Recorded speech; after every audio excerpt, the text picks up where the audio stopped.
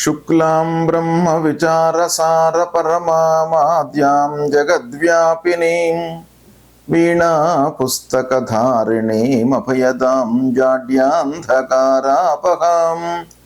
హస్తే స్ఫాటికమాలికాం విదదతీం పద్మాసనే సంస్థితాం వందే తాం పరమేశ్వరీం భగవతీం బుద్ధిప్రదాం శారదాం. శ్రీ మహాగణాధిపతయే నమః. శ్రీ మహాసరస్వత్యై నమః. శ్రీ గురుభ్యో నమః.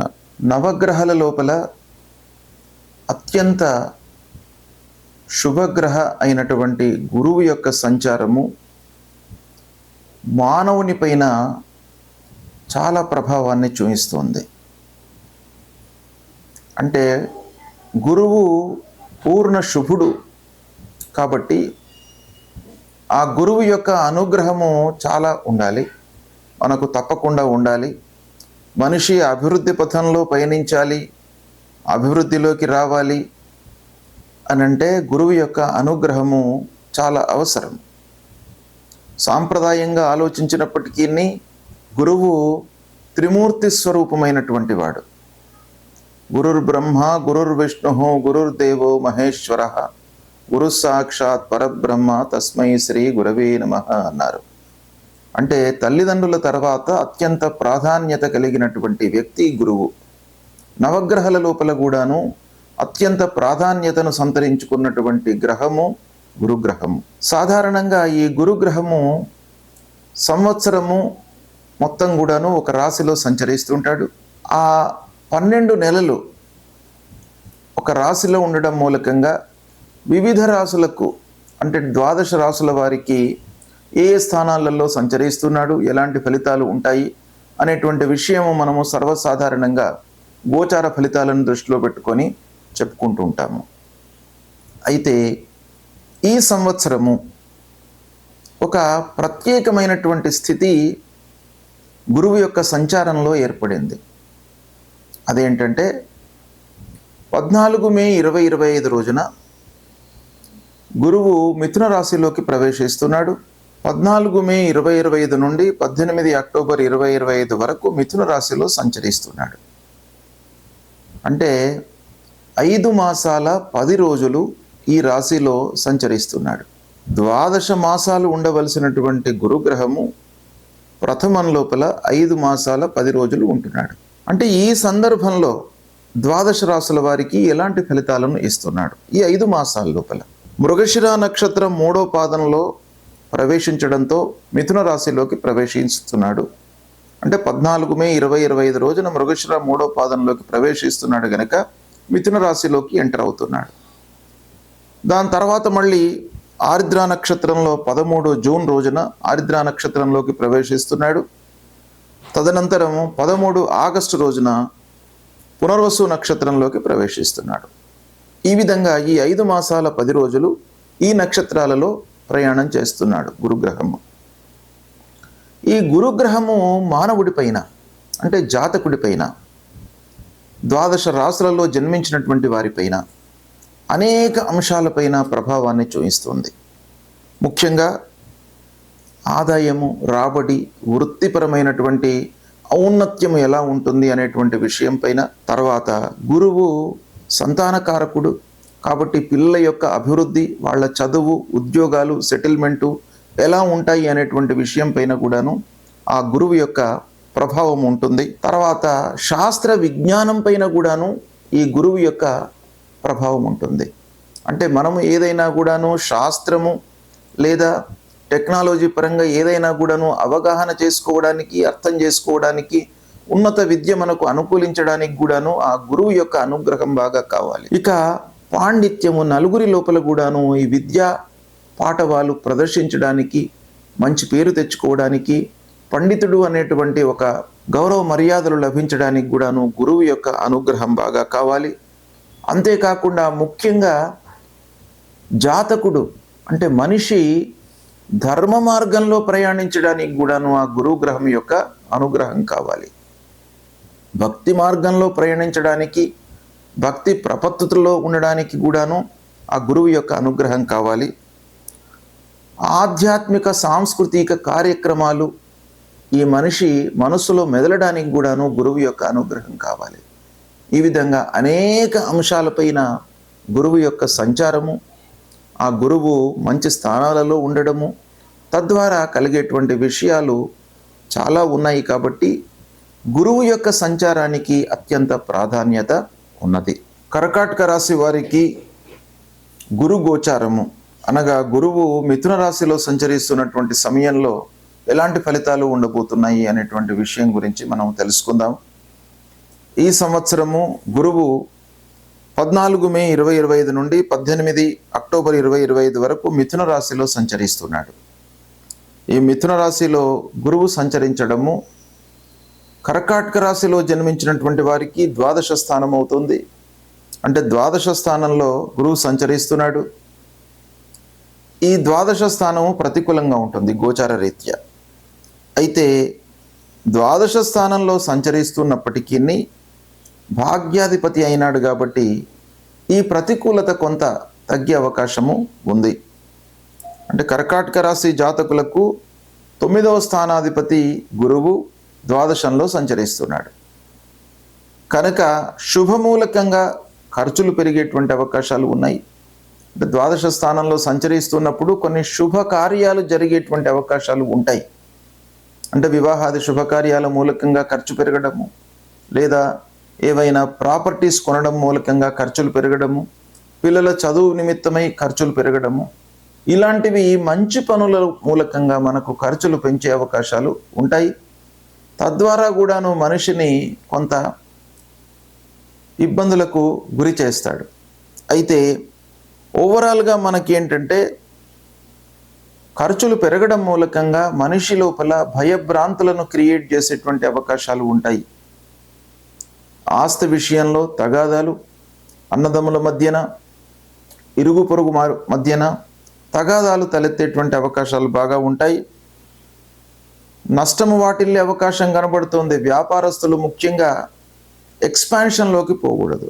ఈ సమయంలో 12వ స్థానంలో గురువు సంచరిస్తున్నటువంటి సమయంలో మన చేతిలో ఏదైతే వ్యాపారం ఉందో దాన్ని డెవలప్ చేసుకోవడానికే మనం మనసు నిలపాలి. అనవసరంగా కొత్త పనులు ప్రారంభించడము, కొత్త వస్తువులు కొనుక్కోవడము, ఒప్పందాలు చేసుకోవడము, ఇలాంటివి చేసుకోవడం మూలకంగా మనకు నష్టం వాటిల్లేటువంటి అవకాశం ఉంటుంది. కాబట్టి కొత్త పనులు ఎక్స్పాన్షన్స్ వైపు వెళ్లకుండా ఉండడము చాలా మంచిది. ఇక అనవసరమైనటువంటి ఆలోచనలు ద్వాదశ స్థానంలో ఉన్నప్పుడు మానసిక ఇబ్బందులను కూడాను చాలా ఇస్తాడు. అంటే మానసిక ఇబ్బందులు చాలా రకాలుగా పనుల ప్రభావం మూలకంగా మానసిక ఇబ్బందులు కలిగేటువంటి అవకాశాలు ఉంటాయి. కనుక అనవసరమైనటువంటి ఆలోచనలకు స్వస్తి పలకాలి. మీరు ఎంతవరకు ఆలోచించడమో అంతవరకే ఆలోచించండి. ఆలోచించినటువంటి విషయాన్ని అమలు చేయండి ఇమీడియట్గా. కాకుండా కేవలం ఆలోచనలకే పరిమితమైనట్టయితే మీ లోపల భయభ్రాంతిలు డెవలప్ అయ్యేటువంటి అవకాశాలు ఉంటాయి. కాబట్టి తద్వారా అధైర్యం చోటు చేసుకుంటుంది. ఈ అధైర్యం మూలకంగా మనలు చేసేటువంటి పనులపై ప్రభావం చూపిస్తుంది. మనము ఏ పని కూడాను ప్రారంభించలేనటువంటి ఒక స్థితికి మనను దిగదారుస్తాడు. కాబట్టి అనవసరమైనటువంటి ఆలోచనలను పక్కన పెట్టడం చాలా మంచిది. ఇక ప్రతి విషయం లోపల కూడాను ఆలస్యము, వృధా కాలయాపన, ఖర్చులు ఇలాంటివి సంభవించేటువంటి అవకాశాలు బాగా ఉన్నాయి. కనుక ఈ ద్వాదశ స్థానంలో ఉన్నప్పుడు ముఖ్యంగా మనము కొన్ని జాగ్రత్తలు తీసుకోవాలి. ఏంటంటే అనవసరమైనటువంటి ఖర్చులు తప్పు ఈ సమయంలో. కనుక మీరేం చేయాలి? వాటిని నియంత్రించుకోవడానికై ప్రయత్నాలు చేయాలి.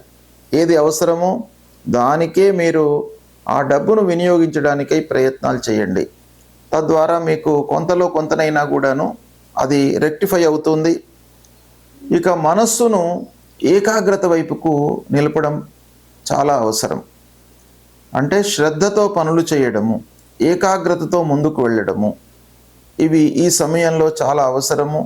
లేని పక్షంలో మనకేమవుతుంది? అన్యమనస్కంగా పనులు చేసినట్టయితే నష్టం వాటిల్లే అవకాశం ఉంటుంది. మనం సమయం లోపల పూర్తి చేయలేము. ఇలాంటివి కలిగే అవకాశాలు ఉంటాయి. కాబట్టి కొంత జాగ్రత్తలు తీసుకోవాలి. ముఖ్యంగా పిల్లల విషయంలో పిల్లల యొక్క చదువు, ఉద్యోగము, వాళ్ళ సెటిల్మెంటు హయ్యర్ ఎడ్యుకేషను, ఇలాంటి విషయాలలో మీరు శ్రద్ధతో ముందుకు వెళ్ళాలి. ఈ ద్వాదశ స్థానంలో ఉన్నప్పుడు మనము 200% ఎఫర్ట్స్ పెట్టినట్టయితే 100% మనకు ఫలితం వచ్చే అవకాశాలు ఉన్నాయి. అంటే 50% మనకు అనుకూలత ఉంటుంది కాబట్టి మీరు చాలా జాగ్రత్తగా ముందుకు స్టెప్స్ వేయాలి. ఈ సమయంలో అంటే 14 మే నుండి 18 అక్టోబర్ 2025 వరకు ఇలాంటి ఫలితాలు ఉండబోతున్నాయి. అయితే కర్కాటక రాశిలో జన్మించిన వాళ్ళు చాలామంది ఉంటారు. ఈ ఫలితాలు నక్షత్రాల రీత్యా మారే అవకాశం ఉంది, వయస్సు రీత్యా కూడాను ఈ ఫలితాలు మారే అవకాశాలు ఉన్నాయి. కాబట్టి ప్రప్రథమంగా కొంత నక్షత్రాల పరంగా నేను విశ్లేషించి ఫలితాలు ఎలా ఉండబోతున్నాయి అనేటువంటి విషయాన్ని మీకు తెలియజేస్తాను. కర్కాటక రాశిలో పునర్వసు నక్షత్రం 4వ పాదంలో జన్మించినటువంటి వాళ్ళు, పుష్యమి నక్షత్రం 1, 2, 3, 4 పాదాలలో జన్మించినటువంటి వాళ్ళు, ఆశ్లేష నక్షత్రంలో జన్మించినటువంటి వాళ్ళందరూ కూడాను ఈ కర్కాటక రాశి కిందికి వస్తారు గనక ముందుగా పునర్వసు నక్షత్రం 4వ పాదంలో జన్మించినటువంటి వారికి ఈ పీరియడ్ అంటే 14 మే నుండి 18 అక్టోబర్ ఈ ద్వాదశ స్థానంలో సంచరిస్తున్నాడు. కాబట్టి ప్రత్యేకంగా పునర్వసు 4వ పాదంలో జన్మించినటువంటి వాళ్లకు ఎలా ఉంటుంది అనే విషయాన్ని మనం చూసినట్టయితే రాశిపరంగా ఎలాగో గురు సంచారము ప్రతికూలంగా ఉంది. అయితే నక్షత్ర పరంగా మనం ఆలోచించినట్టయితే పునర్వసు నక్షత్ర జాతకులకు 14 మే నుండి 13 జూన్ వరకు అనుకూలంగా ఉంది. అంటే 14 మే నుండి 13 జూన్ వరకు మృగశిర నక్షత్రంలో సంచరిస్తున్నాడు బృహస్పతి. ఈ సంచారం అనుకూలంగా ఉంటుంది. మళ్ళీ 13 జూన్ నుండి 13 ఆగస్టు వరకు ఆరుద్ర నక్షత్రంలో సంచరిస్తున్నాడు. ఈ సంచారం కూడాను పునర్వసు నక్షత్ర జాతకులకు కొంత కలిసి వచ్చే అవకాశాలు ఉన్నాయి. ఇక 13 ఆగస్టు నుండి 18 అక్టోబర్ వరకు పునర్వసు నక్షత్రంలో సంచరిస్తున్నాడు. కాబట్టి ఈ సమయము కొంత ప్రతికూలంగా ఉంటుంది. అయితే ఈ విధంగా ఆలోచించినట్టయితే కర్కాటక రాశిలో జన్మించి పునర్వసు 4వ పాదంలో జన్మించినటువంటి వారికి ప్రత్యేకంగా రాశిపరంగా ప్రతికూలత ఉన్నప్పటికీ నక్షత్రపరంగా మృగశిర నక్షత్రంలో సంచరిస్తున్న సమయము, ఆర్ద్ర నక్షత్రంలో సంచరిస్తున్న సమయము అనుకూలంగా ఉంది. అంటే దాదాపు 5 మాసాలు 10 రోజుల లోపల 4 మాసాలు అనుకూలంగానే నక్షత్ర రీత్యా ఉంది. కాబట్టి ఈ రెండింటినీ కూడాను యావరేజ్ చేసుకొని చూసినట్టయితే మనకు 70% వరకు దాదాపు బాగానే ఉంటుంది. కనుక పునర్వసు నక్షత్ర జాతకులకు కొంత కలిసి వస్తుంది. ఇక పుష్యమి నక్షత్ర జాతకుల విషయం ఆలోచించినట్టయితే ప్రారంభంలో అంటే 14 మే నుండి 13 జూన్ వరకు ప్రతికూలంగా ఉంది.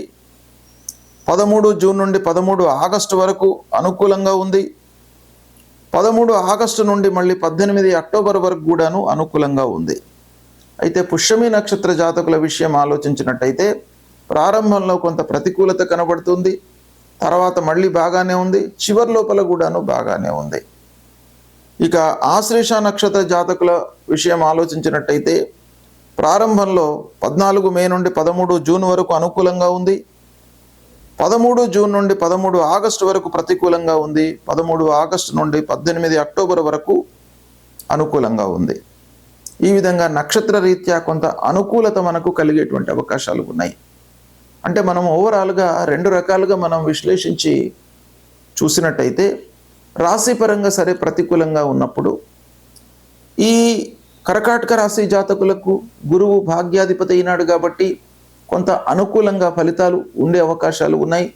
అంటే ఈ ప్రతికూలతను తగ్గించడానికి ఎలాంటి ఫ్యాక్టర్స్ పనిచేస్తున్నాయి అనేటువంటి విషయాన్ని మనం చూడాలి. ద్వాదశంలో సంచరించడము ప్రతికూలమే, అయితే భాగ్యాధిపతి గనక ఈ ప్రతికూలత కొంత తగ్గుతుంది. నక్షత్ర రీత్యా పునర్వసు నక్షత్రం వాళ్లకు ప్రథమంలో మళ్ళీ మధ్యన అనుకూలంగా ఉంది. పుష్యమి నక్షత్రం వాళ్లకు ప్రథమంలో చివరిలో అనుకూలంగా ఉంది. ఆశ్లేష నక్షత్రం వాళ్ళకి మధ్యన చివరిలో అనుకూలంగా ఉంది. కాబట్టి ఇవన్నీ కూడాను మనము నెట్ ఎఫెక్ట్ చూసుకున్నట్టయితే కొంత అనుకూలత కనబడుతుంది. అయినప్పటికీ ద్వాదశ స్థానము, వ్యయస్థానము, ఖర్చులు విపరీతంగా కలిగేటువంటి అవకాశాలు ఉంటాయి. కాబట్టి కొన్ని జాగ్రత్తలు తీసుకోవడం అయితే అన్ని రకాలుగా మంచిది. ఈ సమయంలో గురువు యొక్క అనుకూలత కొరకు మీరు రెక్టిఫై చేసుకోవాలి కొన్ని పనులను, అంటే నియంత్రించుకోవడం అనేటువంటిది చాలా అవసరము. ఏ ఏ పనుల లోపల మనము ఈ గురువు యొక్క ప్రభావం ఉంటుంది అనే విషయాన్ని మనం చూసినట్టయితే, ముఖ్యంగా గురువు చదువు, శుభకార్యాలు, రాబడి, పిల్లల విషయము, వీటిపైన ఎక్కువ ప్రభావాన్ని చూపిస్తాడు. కాబట్టి కర్కాటక రాశిలో జన్మించినటువంటి వాళ్ళు ముఖ్యంగా వాళ్ళ చదువే కానివ్వండి, వాళ్ళ పిల్లల యొక్క చదువు కానివ్వండి, పిల్లల యొక్క సెటిల్మెంట్ విషయం కానివ్వండి, వాళ్ళ ఉద్యోగము, శుభకార్యాలు, వీటిపైన బాగా మీరు మనస్సు నిలపాలి. అంటే వీటిపైననే ఆ గురువు యొక్క ప్రభావం బాగా ఉంటుంది. కాబట్టి ఈ కార్నర్స్లో మీరు శ్రద్ధతో పనులు చేసినట్టయితే కొంతవరకు మీరు అధిగమించే అవకాశాలు ఉంటాయి. ఈ విశ్లేషణను మీరు జాగ్రత్తగా గమనించి మీరు వ్యవహరించినట్టయితే మీకు అనుకూలత చేకూరేటువంటి అవకాశాలు ఉన్నాయి. గురువు ప్రతికూల స్థానాలలో సంచరిస్తున్నటువంటి సమయంలో మనము పరిహారాలు చేసుకోవడము చాలా ఉత్తమమైనటువంటి కర్తవ్యం. అంటే మానవ ప్రయత్నంగా కొన్ని రెక్టిఫికేషన్స్ చేసుకొని భగవంతుడి అనుగ్రహం కొరకై మనము పరిహారాలను చేసుకోవాలి. పరిహారాలను చేసుకునేటువంటి క్రమంలో మనకు శాస్త్రము 3 రకాలుగా చెప్పింది. ఒకటి, ఆ గురువుకు సంబంధించినటువంటి మూల మంత్రాన్ని ప్రతినిత్యం కూడాను జపించుకోవడము. దేవానాంచ ఋషీణాంచ గురుం కాంచన సన్నిభం వందనీయం త్రిలోకానాం తం నమామి బృహస్పతిం అనేటువంటి ఈ మూల మంత్రాన్ని ప్రతినిత్యం కూడాను 16 సార్లు జపించినట్టయితే ఆ గురు భగవానుడి యొక్క అనుగ్రహం మీకు లభిస్తుంది. రెండవది, మాతాపితృలను సేవించడము. ఇది చాలా ముఖ్యమైనటువంటిది. రెండవది, ప్రతినిత్యం కూడాను తల్లిదండ్రులను సేవించడం మూలకంగా, తల్లిదండ్రులు ప్రథమ గురువులు మనకు, కాబట్టి వారి యొక్క అనుగ్రహం లభిస్తుంది. తల్లిదండ్రుల యొక్క ఆశీర్వచనము, అనురాగము, ప్రేమ లభించినట్టయితే మీకు అన్నీ కూడాను జయాలే కలుగుతాయి మీ జీవితంలో. కాబట్టి ప్రతినిత్యం కూడాను తల్లిదండ్రులకు నమస్కరించుకోవడము, వాళ్ళ యొక్క బాగోగులు తెలుసుకోవడము, సపర్యలు చేయడము, ఇది చేయడం మూలకంగా మీకు గురు భగవానుడు ప్రీతి చెందుతాడు. ఇక మూడవది, గురువుకు సంబంధించినటువంటి దానాలు ఇవ్వడము. గురువుకు సంబంధించినటువంటి దానాలు ముఖ్యంగా పసుపు పచ్చ వస్త్రము, శనిగలు, ఇవి దానం ఇవ్వాలి. వస్త్రదానము, శనిగలు దానంగా ఇవ్వడం మూలకంగా కూడాను ఆ గురు భగవానుడు ప్రీతి చెందుతాడు. దానము ఎప్పుడైనా కూడాను మనము ఎవరికైతే అవసరమో వాళ్ళకే దానం ఇవ్వాలి. కొంత ఇబ్బందులలో ఉన్నటువంటి వాళ్లకు, అలాంటి వాళ్లకు మనం దానం ఇచ్చినట్టయితే ఆ దానానికి విలువ ఉంటుంది. కడుపు నిండినటువంటి వాడికి భోజనం పెడితే ఆ భోజనంలో ఉన్నటువంటి రుచి అనేటువంటిది వాడికి తెలియదు. ఆకలితో ఉన్నటువంటి వాడికి భోజనం పెట్టడము, ఇలాంటివి కొన్ని చేయడం మూలకంగా ఆ గురు భగవానుడు ప్రీతి చెంది మీకు దుష్ట స్థానాలలో సంచరిస్తున్నటువంటి ఆ ప్రతికూల ఫలితాలను తగ్గించి అనుగ్రహించేటువంటి అవకాశాలు ఉంటాయి. కాబట్టి తప్పకుండా ఈ దానాలను కూడాను మీరు ఆచరించండి. నాలుగవది, భగవంతుడి అనుగ్రహం కొరకై దేవాలయానికి వెళ్ళడము, దైవ ప్రార్థన చేయడము, నామ సంకీర్తన చేయడము, ఇవి కూడాను మనకు పరిహారంలో చాలా ముఖ్యమైనటువంటివి.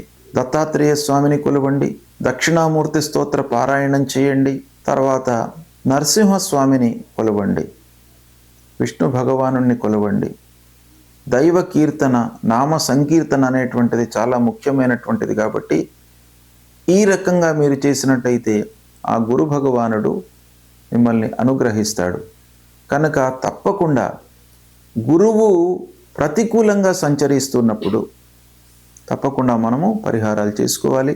ఇవి చేసుకోండి, మీరు శుభ ఫలితాలను పొందుతారు. శుభం.